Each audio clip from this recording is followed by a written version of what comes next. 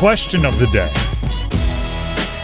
Through 3 games, is Frank Reich the right coach for Bryce Young? You just heard some of his comments about Bryce Young. As a head coach, is he the guy to trust your most valuable asset? Is he the guy, the coach, to oversee the development of Bryce Young? First of all, let's look at his history. As a head coach, carousel of quarterbacks. Andrew Luck, not necessarily his fault that Andrew Luck decided to retire, but who knows? Maybe if you protect him a bit better in that first year, he sticks around. Well, there's that. Andrew Luck, Jacoby Brissett, Phillip Rivers, Carson Wentz, Matt Ryan, and now Bryce Young. Do you know what? We've been doing this for a few months now, right? Hosting The Drive, and we've been talking every afternoon. I feel like we're friends. I'm going to let you in on something. I don't like calling for people's jobs. I think it's kind of messed up, right? I'm with you on that. I don't like saying this guy should be fired, right? That's his job. That's his livelihood. He's worked a long time, or this lady, whatever it is. However, I will tell you things I think you should change up to do your job a bit better, right? That's just my opinion. But Frank Reich needs to be more of a jerk. Go on. Frank Reich needs to be a bit more my way or the highway. Frank Reich might be too nice. Frank Reich seems like a lovely guy. Right?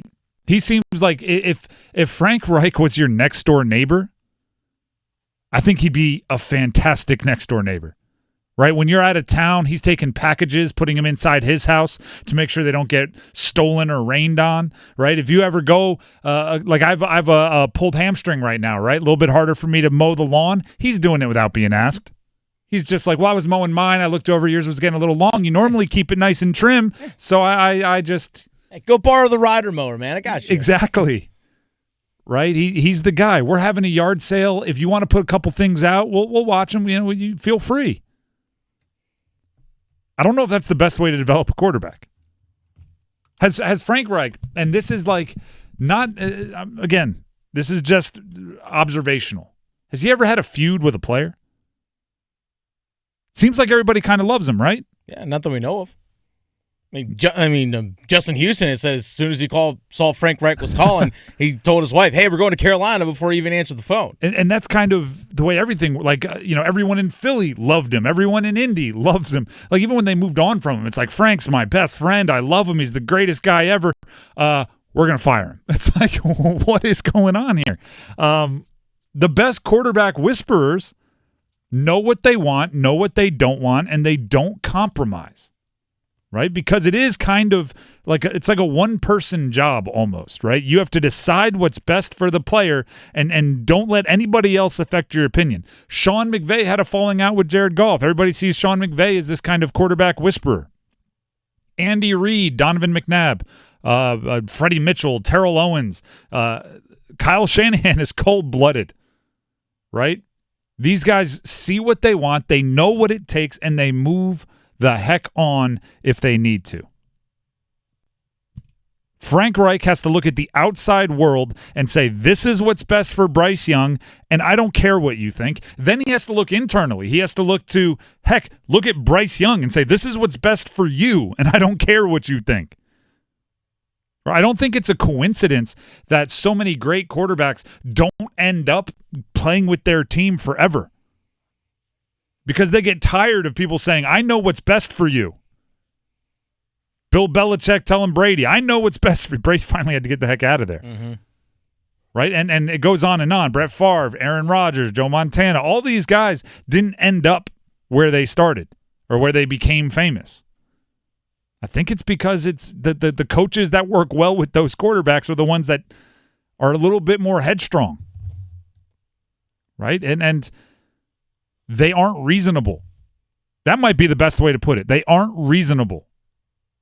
Because what? You talk about Bryce Young struggling. And by the way, this happened on our YouTube page. Follow us on YouTube, 99.9 The Fan. Comment, subscribe while you're there. We're seeing an uptick in subscribers, which we appreciate. Almost to 6,000. Almost to 6,000. You could be the 6,000th. Or you could be like, 697 or 6,997. That's cool too. Don't wait. Subscribe now.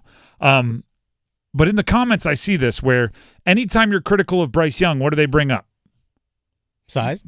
That's one thing. But blockers, right? Your blockers were bad. The offensive line wasn't good. The wide receivers aren't getting open. The play calling wasn't great. And you know what? All of that might be true. But I kind of want you to be Denzel Washington and remember the Titans, right? Like, your blockers were bad. Your blockers don't have anything to do with holding on to my football, right? I will break my foot off in your John Brown Hines part. Like, I need Frank Reich to look at him and go, you're turning the ball over too much. You see, Andy Dalton got in there. His blockers were bad, right? We were calling plays where he had to sit in there and make throws, and he protected the football better. Right? All of that other stuff doesn't impact the core of your job, which is to do the best possible result, to make the best possible result out of the hand you're dealt. Right? I talked about this through the first 2 weeks. Bryce Young, the thing he was doing was compounding mistakes. A bad play call becomes him holding onto the ball too long, becomes him fumbling. Right? Not the roster, not having a deep threat to scare the safety that somebody might beat him deep, so the safety was able to bait him into throwing an interception. Those are problems. Roster building problem that you don't have a deep threat, or didn't before DJ Chark got back. Roster problem that the offensive line wasn't able to protect, but you compounded the problem. I need Frank Reich in his face. I need Frank Reich in his face. And this is something Frank Reich can do, right? He can change. He can get a little bit more angry. Let his inner, I don't know, like Brian Kelly out, but only in not full Brian Kelly way. Brian Kelly is he's like what my brain goes to when I think of like super angry coach on the sideline. Every once in a while, it is deserved.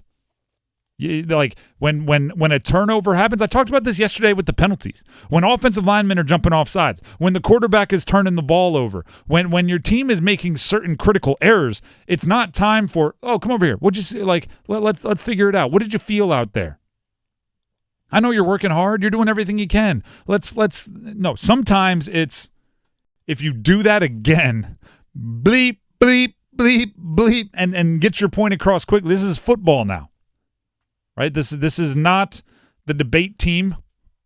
This is not somewhere where there's a running clock. You have 10 seconds to get your point across. Get your point across. Hang up the phone metaphorically, right? Have you ever had the phone hung up on you in person? No. Coaches are great at it, right? They'll be yelling at you to your face and then just walk away before you get a chance to respond. And you're like, wait. Okay, right? The coach has already put his headset back on. He's walking towards the sideline because he wants to watch the defense. Mm-hmm. And the quarterback is sitting there like, I don't even get to respond. No, you don't get to respond. Nope, you don't. You might not like him, but that conversation was what's best for you. And that's what quarterback whisperers, the gurus, the ones that really develop quarterbacks are good at. They know what's best for you, whether you like it or not. Frank Reich, everybody always kind of likes Frank Reich. I want you to do what's best for me, whether I like it, whether I like you or not. Be a bit more of a jerk. And by the way, that's empowering, right? Yeah. If you're the GM or the owner, you go tell Frank Reich, be a jerk. Frank should be like, all right. I'm turning off this filter. I'm stop sugarcoating. I'm saying what I think for the next 24 hours. Everybody watch the heck out.